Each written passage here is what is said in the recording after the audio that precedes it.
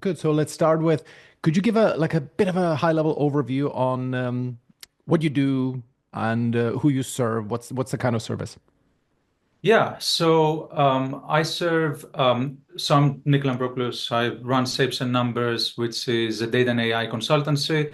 We operate in the marketing and advertising space, offering services like data and AI strategy, implementation of roadmaps, but also we provide workshops and organizational enablement kind of sessions with business stakeholders to make sure that we attack the whole thing from a process, people, and technology perspective. Cool. So awesome. So tell me, give me your like high level kind of rundown on how it was working with us. Where were you before revenue wise? Where are you at now? And what have you gained from it? High level. So before we started our engagement, I had just, I guess, for a few months, I've been contracting with a few clients, with a couple of clients actually, which has been going really well. However, I never really looked into growing the business, doing it properly, but most importantly, building client acquisition systems. So for me, that was really something that was missing. I thought, also relying on a purely kind of referral system could suffice and take me a long way, which wasn't obviously the case.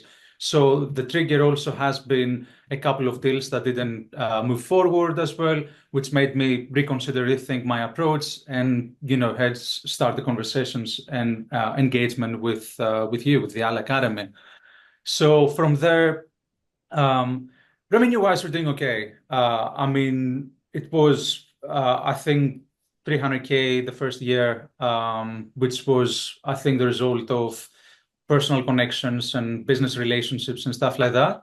But then wanting to take things to the next level made me realize, obviously, I need to do something different. I need to build a proper system, a proper process that will allow me to get more clients, build a strong pipeline, and take it further from there.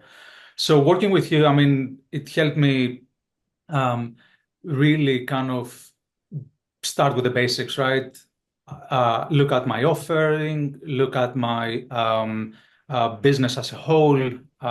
So it was kind of a whole kind of process of reinventing myself as well, and understanding, which are the strengths, which are the weaknesses, and where we need to work harder on, and how we can get started with acquiring new clients, what that practically means, and how, we put in place the right systems, the right process so that we do so.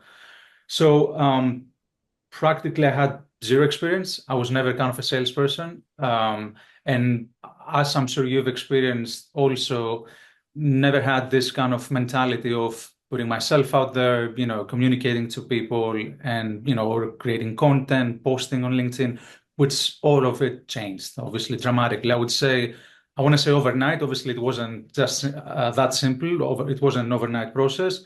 It took a while, but eventually we got there. Got it. What were the main methods that you used? Because we have like six different methods for client acquisition. You mostly focused on LinkedIn conversational prospecting, is that right? That's correct. Yes. So primarily, yes, my main way of communicating, reaching out to prospects and stuff like that has been through LinkedIn and doing conversational prospecting, which Mhm. again, I was very hesitant at the beginning. It wasn't what I would consider my strength. But then working through it and making sure that, through repetition, through, testing and trial and error pretty much, it evolved and it got a lot better. Mhm. Do you have roughly numbers in terms of how many approaches you made, how many calls you booked from that, and what kind of revenue you closed from conversational prospecting? Yeah, so I've been consistently on a weekly basis, been reaching out to between 100 and 150 potential prospects. And then from there, I ended up having about two calls booked a week. Hmm. Okay. So that's about a, let's say, 1.5% call booking rate from conversational prospecting. And out of those two a week, how many did you then close? And how many was that, the two per week, over how many weeks? So that we have like the overall pipeline. So 150 people approached, two calls booked, and how many closes? So I think over a period of, I guess, 3, 4 month time, I closed three deals, but I Hmm. have also a pipeline of another 4, 5 clients, I guess, for Q2 and Q3, Awesome. or potential clients, let's say, which is very encouraging actually. And going from zero at some point to having three good deals in place, and then having a pipeline. While in the meantime, obviously, I haven't stopped reaching out and intensifying, I would say, the process. Hmm. How much revenue do these deals roughly represent? So it varies because it's for different services. One is for a series of workshops, which is about 15K dollars. The Another one is more kind of a strategy related piece of work, which involves my engagement for roughly a couple of months. That's about 40K. Hmm. And then the third deal is a retainer, which is only for a few hours a month, about 15 hours a month, and that is for about 5K Per month. per month. Yeah, Yeah, yeah. Okay, great. So that's about, we're looking at maybe 5K a month. If you think, let's say there's going to be for 6 months or so, this is that's 30K, 40K plus 15K. So you're getting close to scratching the six figures here with new business one. Can we just put that into relation? How much time do you think, roughly speaking? I want to always look at the ROI. How much time have you invested into conversation prospecting on LinkedIn?